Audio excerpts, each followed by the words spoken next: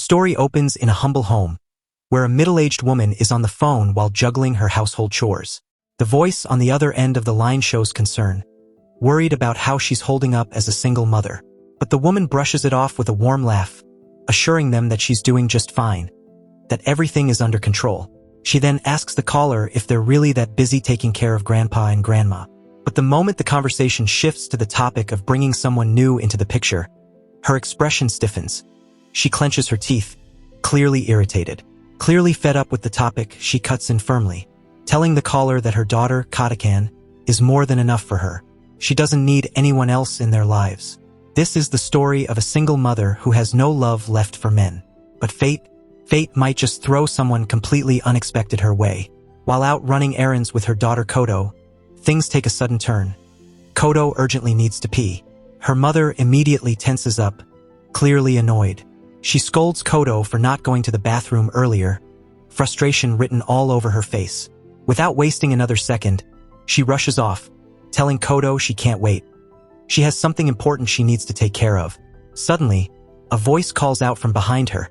Someone tells her she dropped something. She turns around and sees a man lying casually on someone's lap, pointing at the ground. He says the item must have fallen out of her bag. She quickly bends down, picks it up, and thanks him before hurrying off again, thinking to herself that he was pretty helpful. But just a few steps later, she stops dead in her tracks. Wait a second, wasn't that guy a college student? Something felt off. It's the first time she's ever seen someone just casually lounging around the park at 8 p.m. Sure, he was kind enough to help her, but still, not the type of person she wants anywhere near her daughter. But then, out of nowhere, Kodo chimes in. I like that guy. Her mother snaps her head toward her, completely stunned. What do you mean you like him? Kodo grins and explains. He looks just like a character from that show I watch. Disagreeing with her daughter, the mother says she likes that character too. But seriously, she doesn't see the resemblance at all. Later that night, after wrapping up her office work, she lets out a long sigh. No way she'll ever run into that guy again. Right? Meanwhile, somewhere else, a girl wraps her arms around a boy named Yuki and gives him a quick kiss on the cheek. Back at the apartment, the mother returns home. As she glances to the side, she suddenly stops in her tracks. It's him. That same mysterious guy. He's her next-door neighbor. And to make things worse, the guy totally gives off Playboy vibes. Yuki walks over, instantly noticing the resemblance between the two. Clicks. These must be the new neighbors who just moved in. He crouches down to the little girl's level and asks with a smile, "What's your name?" The baby replies confidently, "I'm Kotakan." Meanwhile, her mother stands frozen, completely stunned by how bizarre this whole encounter has become. Kodo looks up at Yuki with curious eyes and asks, "Is that girl you were with your friend?" Yuki casually nods. "Yeah, she is." The woman watches him closely now, her gaze sharp. Something about him feels off, like he might not be the most decent guy around. Her suspicion grows. She starts painting a picture in her head. A college student with too much free time, probably careless, maybe even a little reckless.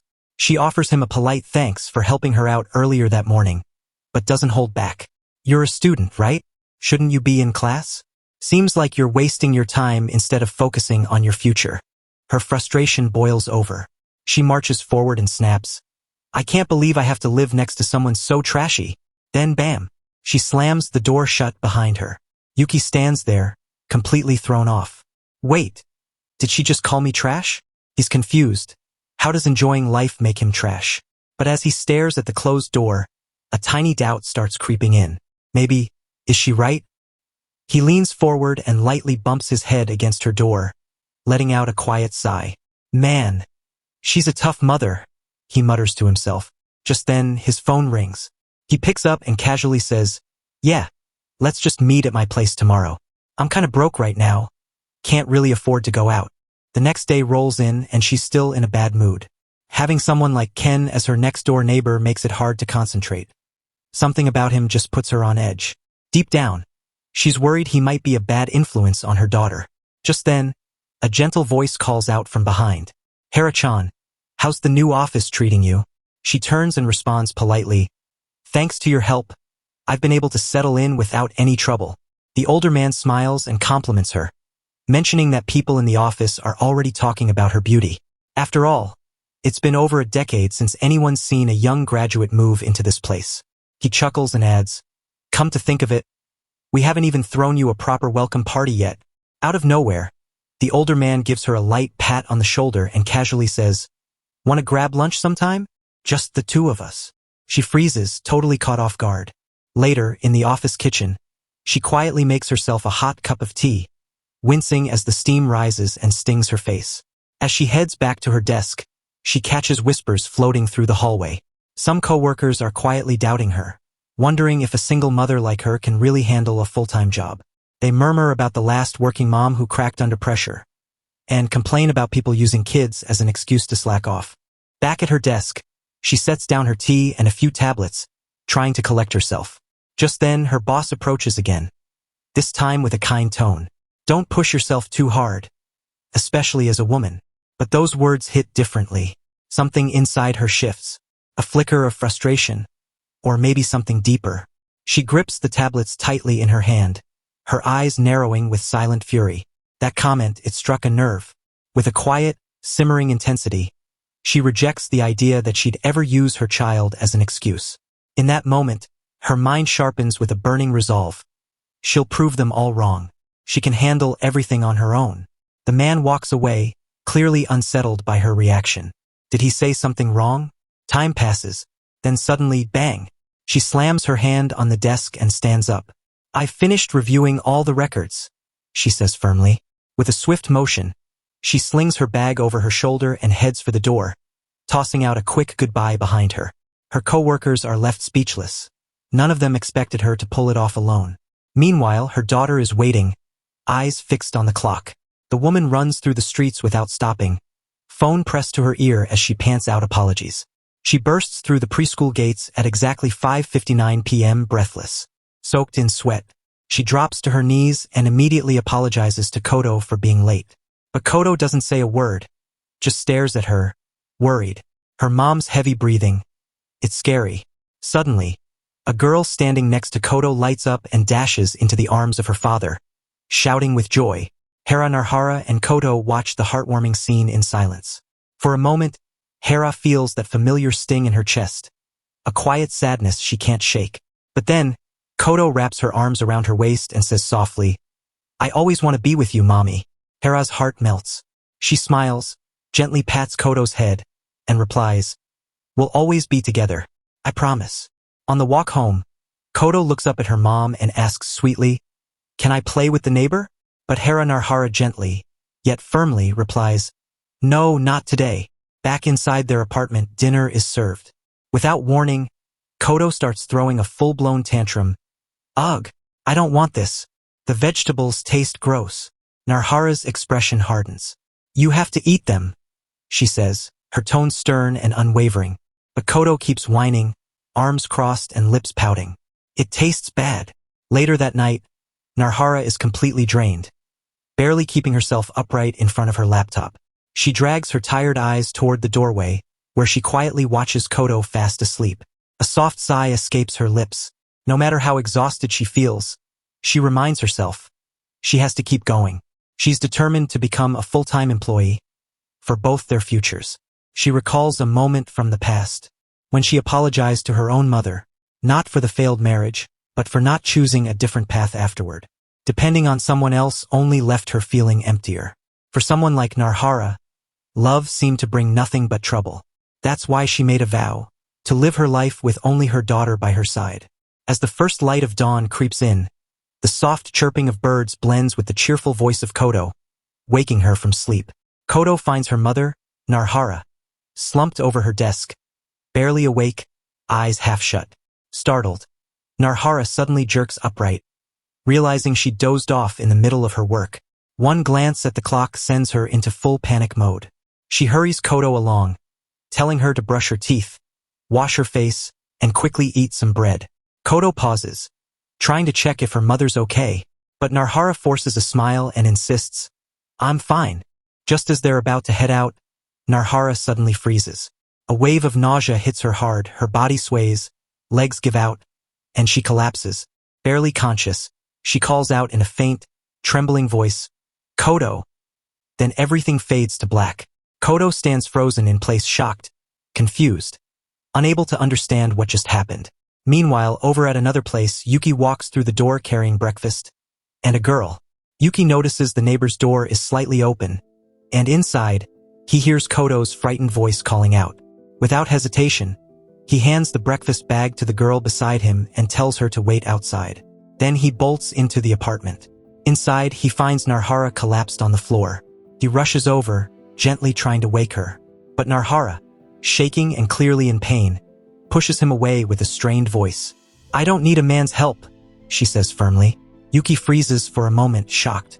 But then his eyes shift to Kodo, who's crying uncontrollably nearby. Snapping back into action, he speaks sharply, "Your daughter is crying." Without another word, he scoops Narhara up and carries her to the bed. Narhara is barely conscious. Everything feels like a blur. She can hardly register her daughter's voice. Seeing the situation, Yuki calmly grabs her phone and contacts her workplace, informing them of her condition and submitting a leave request on her behalf. He turns to Kodo, kneels down, and gently says, "You did your best helping your mom today. It's okay to rest now." Still teary-eyed, Kodo looks up at Yuki and says he looks like a cool character. Yuki chuckles, glancing down at himself. He's still wearing an apron. Soon after, he finishes setting the table, filling it with a spread of mouth-watering food. Meanwhile, Narahara slowly stirs awake, her head throbbing from the aftermath. Before she can even sit up, Yuki calmly tells her she probably collapsed from anemia and that he already contacted her workplace. Yuki glances around the apartment, then turns back to Narahara and says she's clearly been pushing herself way too hard. Taking in the clutter and signs of exhaustion, he asks if she's really handling everything by herself. He then mentions he has a younger sister, so he gets how overwhelming it can be. With a firm but gentle tone, he tells her straight up, "Sometimes you've got to lean on others. You can't do it all alone." Narahara clenches her fists tightly and lowers her gaze. She quietly apologizes, admitting that as a single mother without any support, every time she tries to rely on someone else, it chips away at her confidence. She confesses it's not easy to depend on others, not when she's had to stand on her own for so long. Yuki gives a small, almost teasing smile and says, "Relying on some random guy like me shouldn't be a big deal. I mean, come on. You clearly don't have feelings for a drunk college student like me, right?" He adds with a smirk, "So you might as well take advantage of guys, since we're trash anyway, aren't we?" Yuki gently places his hand on her forehead, checking her temperature. "You're fine. Nothing serious," he says softly. After stepping out to take out the trash, he comes back in and casually mentions, "I made more than just porridge, so eat when you're ready." Then, before heading out, he pauses by the door and finally introduces himself. "The name's Kuzunaga Yuki." He looks back at her, voice calm but firm. "You should see a doctor before things get worse." With that, Yuki gives a quick nod, turns around, and quietly shuts the door behind him. The mother and daughter sit down to eat. Kodo's eyes light up the moment she sees the beautifully arranged meal Yuki had made. It's like something out of a picture book. She takes a small bite, then a sip, and suddenly, her eyes begin to shimmer. Before she knows it, silent tears roll down her cheeks. She doesn't say a word, just keeps eating, quietly crying. With her gaze lowered, the mother softly apologizes to her daughter. The next morning, she carefully puts together a small gift box. Inside, she tucks a handwritten thank you note, neatly signed with both of their names. As she seals it, she murmurs under her breath, "Even a guy like him deserves a little courtesy." She rings the doorbell over and over, until finally, the door creaks open. Yuki appears, eyes immediately catching sight of the meat in her hands. For a moment, his expression softens, lost in thought. Tuko stands nearby, a bit unsure how to respond, and gently tells Kodo it's time to go home. But Kodo doesn't move. Instead, she takes a bold step forward and says loud and clear, "Thank you, Yuki. I loved the food. And thank you for helping my mom." Yuki gives a gentle smile before quietly closing the door. Kodo lets out a small sigh of relief as Tuko softly pats her head. But just then, a loud crash erupts from Yuki's apartment, followed by angry, furious shouting. Both Tuko and Kodo freeze in place. Tuko's eyes widen, her whole body stiffens, clearly shaken. Back at home, Tuko switches on the TV, and Kodo freezes, eyes wide in disbelief. It's the first time she's ever been allowed to watch it. Her mom usually avoids anything that might cost extra, especially distractions like this. But now, the screen flickers to life and Kodo's face lights up. She turns to Tuko, eyes sparkling, and asks softly, "Really? I can watch it." Tuko lets out a gentle chuckle and says, "Today's a special occasion." She adds that she's heading out to talk to the neighbor, so Kodo should go ahead and enjoy the show by herself. Kodo nods excitedly, her face beaming with joy. Meanwhile, Tuko takes a deep breath, her body tense, and steps out of the apartment. Tuko is ready to call the police if things get out of hand. She's convinced something serious is happening inside Yuki's place after hearing all those strange noises. But the moment she pushes open his door, she freezes. Women's belongings are scattered all over the floor, and someone is grabbing Yuki. The man's rage explodes the second he spots Tuko. He grabs Yuki even tighter, shouting furiously, accusing him of chasing after his woman, even though Yuki already has someone else. With a crazed look, he threatens to kill him. Tuko freezes, unsure if stepping in will help or only make it worse. Suddenly, a girl clings to the furious man, her voice trembling as she apologizes, saying everything is her fault. Tuko's mind is spinning. She can't make sense of what she just walked into. She steps back out for a moment, her thoughts jumping to that 200,000 yen. Then it hits her, that overly flirty girl she saw when she first came to the apartment. Storming back in, Tuko cuts straight to the point. She looks the girl dead in the eye and asks, "You're the one who was all over Yuki-kun last week, aren't you?" Then, with a sharp glare, she adds, "Looks to me like you're just trying to cover up your own cheating." The man whips around, confused. "What are you talking about?" He snaps at Tuko. Yuki steps in, voice calm but firm. "Yeah, I met her yesterday too," he says, "but she never once mentioned having a boyfriend." Then Yuki turns to the guy and adds, "She was seriously forward with me. You saw it, right?" His tone shifts, now he's hurt. "And now you're pinning everything on me, letting me take the beating for something I didn't do? That's low." Suddenly, Tuko grabs her phone and dials. She tells the police there's shouting and what sounds like someone getting beaten in the apartment next door. She urges them to come right away. Eventually, the strangers storm out. Yuki wipes the blood from his mouth and sinks to the floor, exhausted. Tuko crosses her arms. "What kind of mess have you gotten yourself into now?" Yuki lets out a shaky sigh of relief. "Thank God. You saw everything." Tuko scolds Yuki again, frustration clear in her voice. "Why didn't you say something sooner?" Yuki looks away, embarrassed. "I've been in deep trouble before. I thought rushing things might help." Then, with a faint smile, he looks back at her. "And that fake police call? That was genius. Seriously, well played." Still puzzled, Tuko listens closely as Yuki opens up. He admits he once lent a huge amount of money to a friend, who then completely disappeared. Ever since, his savings have been slowly draining away. Yuki sinks down onto the floor, his voice low. "I don't even know what I'll do once it's all gone." Tuko just stands there, frozen. The truth hits her hard. Yuki is being used. Clutching the fabric of her shirt tightly, Tuko stares at Yuki in disbelief. "How can you be this calm after everything? After being betrayed like that?" Her voice cracks. "Don't you feel anything? No anger? No resentment?" But Yuki just gives a small, tired smirk. "Whether it was for my looks or my money, at least it means I had value to someone. And isn't that kind of a compliment in its own way?" Tuko stands there, completely thrown off. She can't tell if Yuki's way of thinking comes from a genuinely kind heart or something darker, like a deep-rooted self-destructive streak. While her thoughts spiral, Yuki strolls over and casually opens the fridge, like nothing happened. Tuko snaps out of it. "What are you gonna do if you end up losing all your money?" Staring out the window, Yuki answers with a shrug. "If it really comes to that, I might just work at a brothel, or try my luck as a host." His voice is oddly calm, like he's talking about grocery shopping. Even sketchy part-time jobs, like forging checks or delivering suspicious envelopes, they pay well enough. And honestly, getting arrested might not be the worst outcome. Tuko stares at Yuki, completely thrown off. "Why didn't you just say you were struggling?" Yuki turns slightly, but his eyes are distant, like he's looking past everything. She slowly rises from her seat, voice steady but laced with pain. "I don't know what pushed you to this point, how you cover up all that self-destruction with jokes like it's nothing."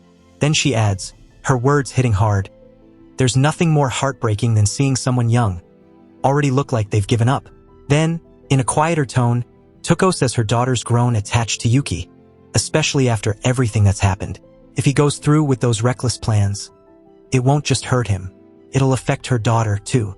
She looks at him and asks, "Are you really that kind of person?" Yuki, still smiling as he holds a can in his hand, replies with a half-joke, "So if I get arrested, does that mean you'd be in trouble too?" Yuki looks at Tuko and asks, "If I really got in trouble, would you save me?" Then his voice drops. He calls himself a piece of discarded trash, someone who gave up on everything a long time ago. As he sits down, he admits he was just curious how far he could spiral before hitting rock bottom. But now he's wondering about the other path. What if he tried becoming someone different? Someone better. Someone like her. Someone who walks straight into the chaos, speaks with clarity, and pulls people back from the edge. He pauses, eyes searching hers, and quietly asks, "Would that be right?" Suddenly, Yuki grabs Tuko's hand. His grip is cold, his hands shaking, and then he begs, "Please, save me." He knows she doesn't want her daughter to be hurt. That's why he says it. Desperate. Honest. Tuko freezes. Her whole body tenses. Is this guy seriously this naive? Her heart pounds. She jerks her hand back and yells, "Let go!" But Yuki doesn't flinch. He just stares at her. Eyes locked, unreadable. She wants to run. She knows she should have already bolted. But her feet won't move. She's stuck right there, caught in the moment. Still caught in that dazed stare.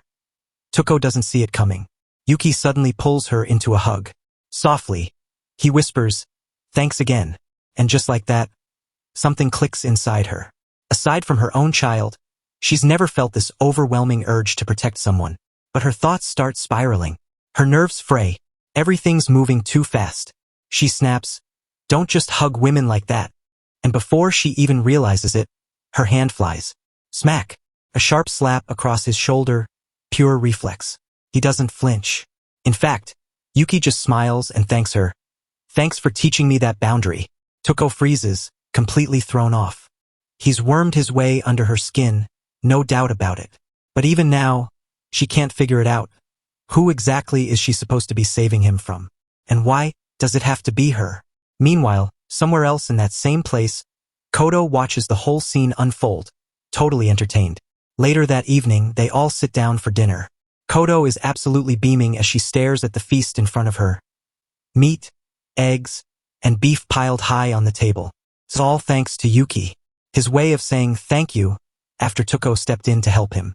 Kodo's eyes lock onto the beef. "Wait, is this the same meat I gave you before?" She takes a bite, instantly wide-eyed in amazement. "This tastes incredible. Did you follow a recipe or something?" Yuki shrugs and says he didn't follow any recipe, just went with his gut. Then he glances over and asks, "So, are you better at cooking than me?" Annoyed, Tuko raises her voice. "Seriously? I don't even know what kind of help you're expecting from me." She lets out a sharp sigh, reminding him she's got her own life to deal with. And right now, this whole situation just feels way too one-sided. Yuki hops onto the sofa with a grin. "Wouldn't be fair if I was the only one getting help, right?" He gives the wall a few knocks and adds, "This wall connects to my living room. If you ever need anything, groceries, food, whatever, just knock. I'll come running." As he flashes a cheerful smile, probably thinking about the meal again, Tuko can't help it.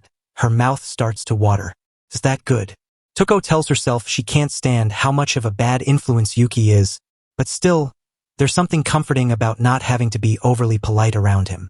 Yet, as she sneaks another glance at him, a different thought creeps in. Maybe getting too close to someone like him could end up being a bad influence on Kodo. Meanwhile, Kodo's just happily digging in, cheeks full as she asks, "Yuki, will you come over again? I want to eat your cooking every day." Suddenly, Tuko turns to Yuki, her tone serious. "If you ever hurt my daughter, I'll never forgive you." Yuki freezes mid-motion, chopsticks in hand. Then, as if nothing happened, he casually reaches into his pocket and pulls out a folded piece of paper. He explains he actually made a list. Just a few tasks she could help with in return for his offer to show up anytime she knocks on the wall. Tuko eyes the list, it's long. Without missing a beat, she deadpants, "Yeah, I'm never going to knock." Yuki keeps chuckling, telling her to knock if she ever needs help. But Tuko knows she never will. She's already made up her mind to raise her daughter, Koto, all on her own. Inside their small home, Koto sits beside her sleeping mother, quietly flipping through a comic book. The room is still and peaceful, until the bedroom door slowly creaks open. Half asleep, Tuko stirs, her senses picking up the faint movement in the room. Before she can fully wake, Yuki leans in and softly kisses her forehead, his voice gentle as he calls for her to wake up. Still groggy, Tuko blinks in confusion, only to find a handsome face hovering above her. Even Koto glances up, mildly surprised but far from shocked. To her, Yuki has always seemed like a prince. But for Tuko, the moment snaps in an instant. She jolts upright, a burst of anger flaring, and scrambles back. Her voice rises as she calls him a pervert, demanding to know what he's doing in their bedroom. But Yuki stays calm, simply pointing toward Koto. He explains that she was the one who called him for help because her mother wouldn't wake up. With wide, worried eyes, Koto admits that even though morning had come, Mom still wasn't responding. She thought maybe her mother was sick again, just like before, and believed Yuki could help. Tuko lets out a tired sigh. "It's only 5 in the morning," she mutters, before turning to Yuki-kun, asking why he's even awake at this hour. Yuki grins, casually mentioning that he'd been drinking until morning, something he often does on Saturdays. Tuko narrows her eyes, clearly irritated by his carefree attitude. Without another word, she ushers him toward the door, offering a quick apology for the early morning disturbance and the trouble her daughter caused. Yuki steps outside, feeling a little tricked, but doesn't put up much of a fight. Back inside, Tuko crouches down beside Koto. Her tone softens, but there's a hint of firmness as she gently scolds her daughter, reminding her not to call Yuki unless it's a real emergency, since it could trouble him. But Koto shakes her head, refusing to make any promise. In her heart, she believes Yuki will always come whenever she calls. Tears begin to well up in her eyes. Later, while preparing breakfast, Tuko takes a small taste of the food, only to wince at the bitter flavor. She turns to Koto, urging her to eat her carrots, but Koto suddenly pushes back from the table. Without another word, she dashes to the wall, pounding on it with her fists and shouting for help. She yells out that her mom's cooking is awful and that she's being forced to eat terrible vegetables. Hearing the pounding on the wall, Yuki comes back. He takes a bite of the food and immediately agrees it really is bitter. Koto, looking downcast, tells her mother that she truly needed help. After the meal, Yuki heads out once more. Tuko wraps her arms tightly around Koto, her voice firm yet gentle as she warns her not to bang on the wall again unless it's an absolute emergency, reminding her that only she is allowed to do that. Even after taking a shower, Tuko's irritation lingers. She lectures Koto once more, repeating the words her own mother used to tell her, that they shouldn't depend on men. Still fuming, she suddenly notices movement on the floor. A bug, crawling right toward her. Her composure shatters instantly. In a flash, she's pounding on the wall, screaming for help while shouting frantic apologies, insisting this is the one thing she absolutely cannot handle. Tears stream down Tuko's face as she keeps pounding the wall. Within seconds, Yuki appears, completely unfazed, and casually traps the bug in a bag, remarking that he's caught a few in his own place, too. He's about to head out when Tuko suddenly stops him, awkwardly inviting him in for tea as thanks for helping her. The words leave her mouth before she realizes she instantly regrets it. Moments later, Yuki is sprawled comfortably on her couch like he owns the place, munching on snacks with Koto at his side, and even asking if there's more. Tuko glares, the truth hitting her. He's a complete freeloader, and she was foolish to think kindness would work. Irritated, she asks if it isn't about time for him to leave. But then she freezes. Koto has dozed off right beside him, the first time her daughter has ever fallen asleep next to someone else. Yuki carefully lifts the sleeping girl and places her in her bed. Then he walks over to Tuko, gently pats her on the head, and tells her to take it easy. With a quiet goodbye, he heads for the door, mentioning that an old friend has just called for him. Later, Koto knocks on the wall, urging him to wake up. But there's no reply from the other side. Her eyes well up with tears as she accuses him of deceiving her. Tuko suddenly realizes it's already been 6 days, and a chilling thought crosses her mind. He might be in trouble again. She then tells Koto to get ready. Today, they're heading to her workplace's flower viewing party. Upon arrival, a male colleague greets her warmly, relieved that she was able to make it. With a friendly smile, he says he's brought snacks just for Koto. Tuko bows politely, thanking him for his kindness and thoughtfulness. He reassures her there's no need for such formality, especially since everyone had been looking forward to this day. The women nearby gather around Kodo, gushing over how adorable she is. Tuko observes the scene, noting how well-liked Kodo seems to be, and wonders if perhaps everyone here has a fondness for children.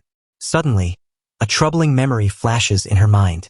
She tries to remember who among them had said such a thing, but quickly forces herself to stop. There's no point in dwelling on it. Just then, Kodo leans closer and softly whispers that she wants to go outside. The man, noticing her expression, assumes she's simply feeling tired. While the women kindly remark that it can't be helped, their sympathetic words still weigh heavily on Tuko. Beside her, Kodo suddenly bursts into tears, saying she wants to go home and that adults are scary.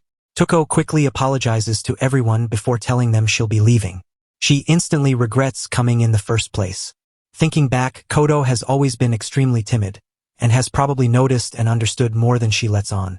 Tuko apologizes once again, remarking with a small laugh about how surprisingly heavy children can be.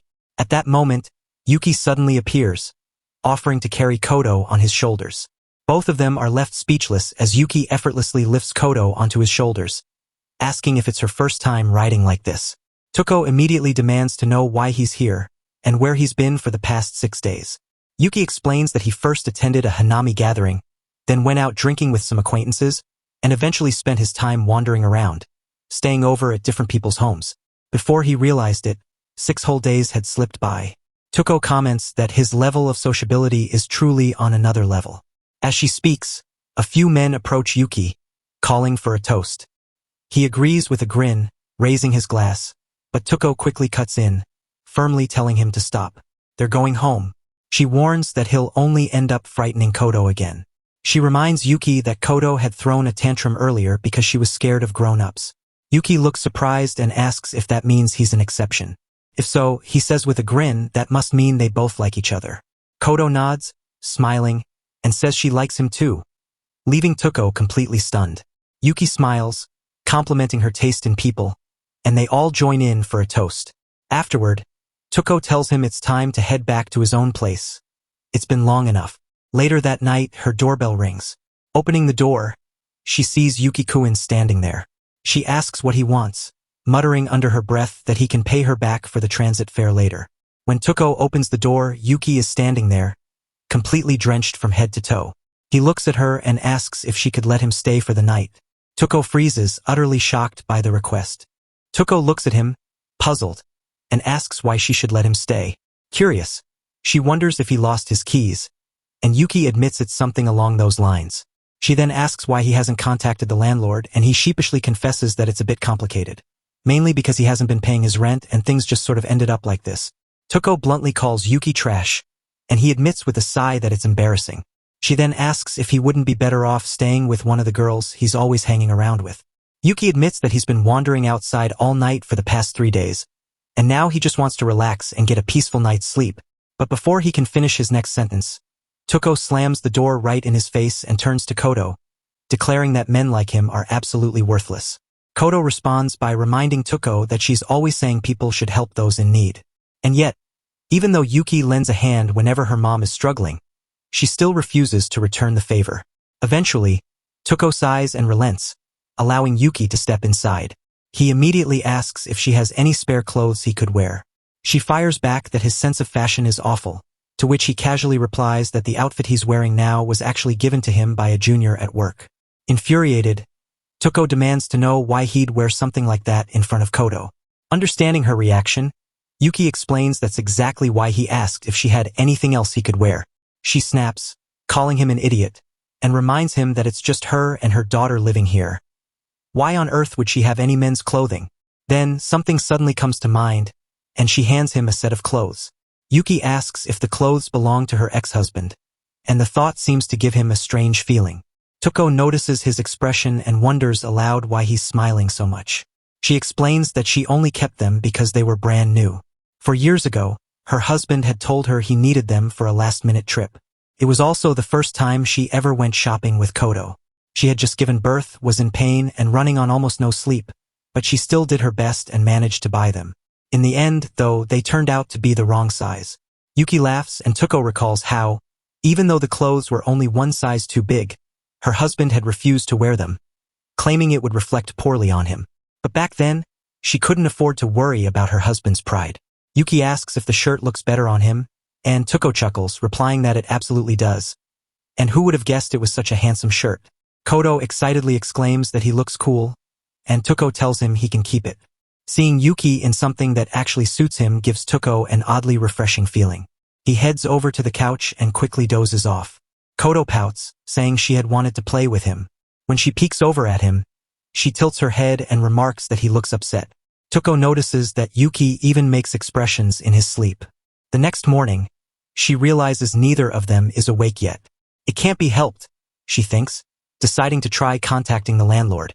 While flipping through the documents for the contact details, her eyes land on the room number, and she can't believe what she's seeing. A thought crosses her mind. Could the landlord actually be her neighbor? The door swings open, and Tuko asks if this isn't Yuki's apartment. The man frowns and replies that it's not, demanding to know what she wants. Then, with a sharp look, he asks if she's yet another person who got tricked by that scammer. Meanwhile, Yuki wakes up, and the sinking feeling in his chest tells him he's officially screwed. She can't believe it, Yuki is actually a fraudster. He had told her he lived here but couldn't get into the apartment. The man firmly states that this is his residence and points for her to check the placard. Still stunned, she asks if he isn't friends with Yuki. The man shakes his head and says they're not friends. Sure, he let Yuki stay with him for a while, but he never did any of the chores he was asked to do, and left piles of trash everywhere.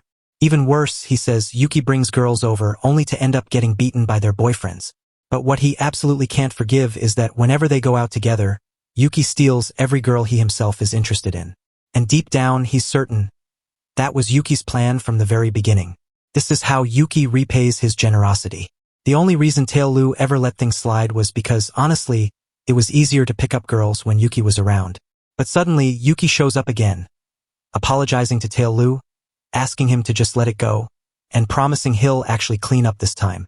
Still, Yuki adds sharply that blaming him for someone else's rejection is crossing the line. In response, Caillou slams a box against him and snaps for him to quiet down. He's not letting him back in, especially after what happened. He had actually liked the last girl a little this time. Koda looks up at Caillou and gently says she understands. It hurts when you like someone, but they don't feel the same way. Curious, Koda asks if Taelu and Yuki are in the same college year. Taelu answers yes, only for Yuki to cut in, correcting that he's actually a year below. Annoyed, Taelu snaps at him not to butt in and tells him to stop acting like he's superior. If he's not going to earn money, then at the very least he should handle the housework properly. Yuki turns to Tuko and asks if she heard that verbal jab, adding that a man like that won't get anywhere in life. She tells him to stop acting like they're a married couple, then scolds both of them to behave. They're disturbing the neighbors. Now seated inside, Tuko offers Amakasuken some sweet tamagoyaki. Tao grumbles that it's pretty sneaky of him to use his own ingredients just to get on his good side. Cooking is the only thing Yuki is oddly good at, and Tuko agrees with that. Tao then explains that his grandfather used to live here, but since he now owns another apartment building, he doesn't visit often. Then he asks if she's the housewife who got caught up in that incident some time ago. She looks surprised and asks how he knows. He replies that he heard it from Yuki, who mentioned he couldn't fight back because a mother and daughter were living next door. She nods in understanding. Taelu comments that Yuki has been looking more lively lately. He used to seem completely dead inside, which was admittedly funny, but still irritating. Tuko also points out that Kodo appears to have brightened up as well. Tao insists that Yuki still annoys him and asks if she understands what he means. He then hands her a key, explaining that having someone keep an eye on Yuki makes things much easier. He tells her that if Yuki starts hoarding trash again, she should throw him out without a second thought. He also hands her his contact information. The scene shifts to the train, where Kodo turns to Tuko and asks if they're already heading home. Tuko explains that the library was closed. Kodo pouts, saying she'd rather go somewhere fun instead. Just then, Taelu spots them, and Yuki, noticing as well, asks what they're doing out so early on a Saturday morning. They explain that they were helping with repairs at one of the other buildings and are now heading to the other university. Kodo immediately exclaims that she wants to go to university too. When they arrive at the campus, Tuko hesitantly asks if it's really okay for them to be there. Yuki reassures her that it's perfectly fine, Locals often visit and use the university's library. Tuko suddenly announces that he's hungry and suggests they grab something to eat. Kodo turns to her mother and reminds her that she once said she wanted to go to university. And now, here she is. Tuko replies that she never had the chance to attend, so being here feels like a small dream come true. Just then, several club members approach Yuki, and Tuko asks how many clubs he's involved in. Tuko casually remarks that Yuki is such an idiot.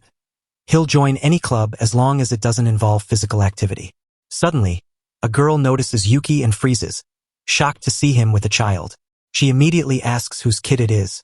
Without missing a beat, Yuki casually points at Tuko, saying the child belongs to her. The girl calls him awful, but after a quick explanation, the misunderstanding clears up, and she realizes they're just neighbors. Her name is Sarah, and she admits she almost thought Yuki was some terrible man hiding a secret child. Tuko nearly blurts something out, but instead explains that Yuki and her daughter simply get along well. Tuko adds that Yuki also has a little sister and is quite skilled at cooking, possibly because his family helped him develop those skills. Both Sarah and the man beside her, Hayashi, look confused. Sarah turns to Hayashi and asks if he knew that Yuki had a younger sister. Hayashi replies that this is the first he's heard of it, and hearing that Yuki is a good cook is also new to him. They both note that Yuki never talks about himself.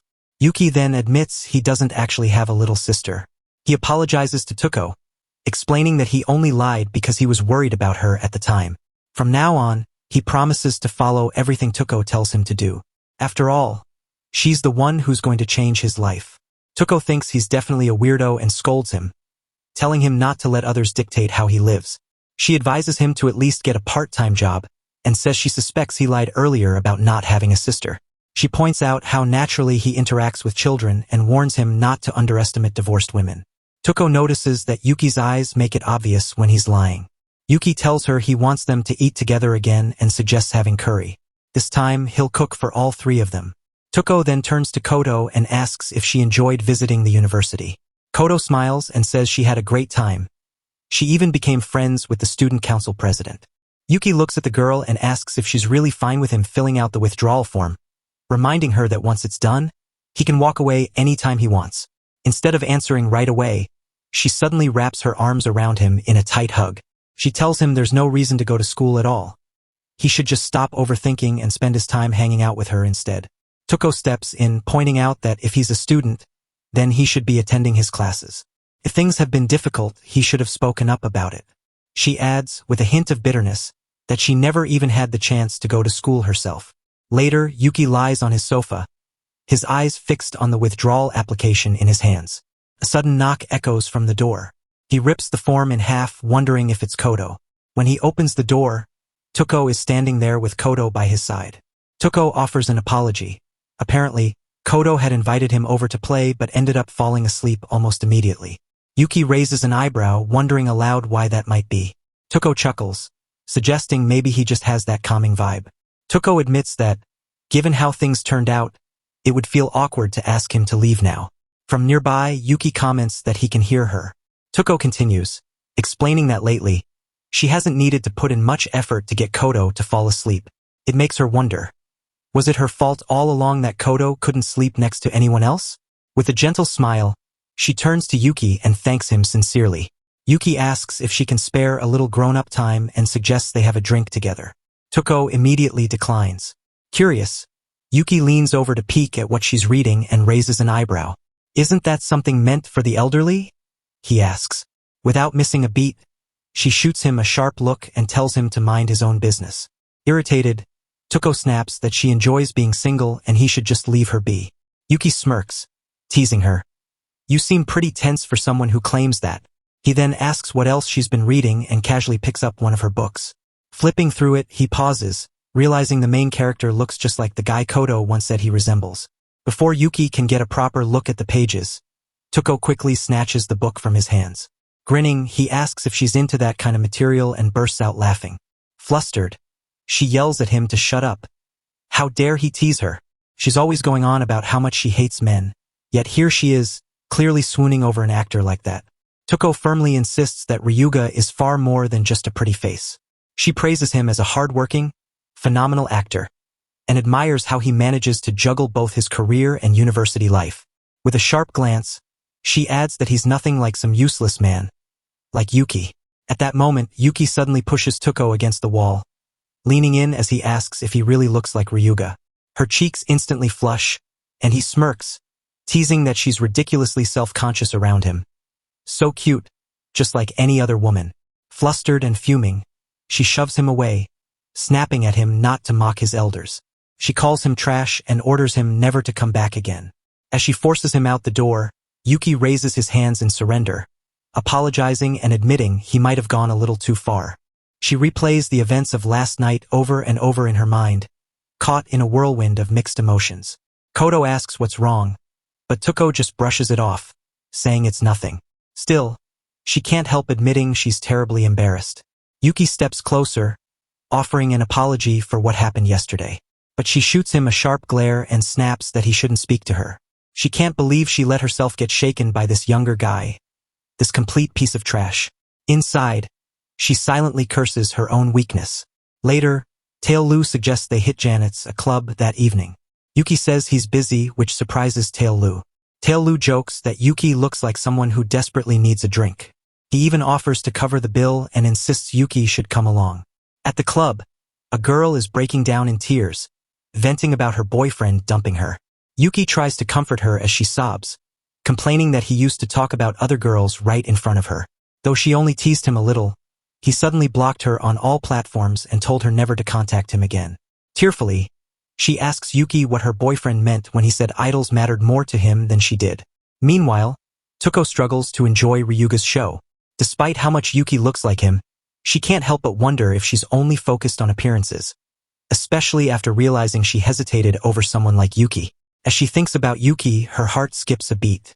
Then she suddenly realizes she's out of pads and groans in frustration. She's fed up with men, annoyed that some natural feelings still stubbornly linger. As long as she has Kodo, that's all she really needs. But no matter how hard she tries, Yuki keeps slipping back into her thoughts. She blushes, wondering why Yuki keeps crossing her mind like this. Is she always thinking about him? Just then, she spots Yuki with another girl. Her eyes catch something in the girl's hand, and before she can react, Yuki quickly tosses it away. Caught off guard, Yuki asks the girl if that was really what she meant. He explains he just wanted to walk her home. Tuko gives Yuki a thumbs up, cheering him on with enthusiasm. But then she reminds herself he's a cheater. Someone like him could never be right for her. She apologizes for being a bit cold the day before and suggests they keep getting along as neighbors. She admits she was just overthinking everything and now feels a huge weight lifted off her shoulders. Relieved, the girl looks puzzled and says she's heading home. Yuki watches her walk away, surprised she didn't get upset at all. Later, he shares the story with Tail-Lu, who bursts out laughing. Yuki asks, "Is it really that funny?"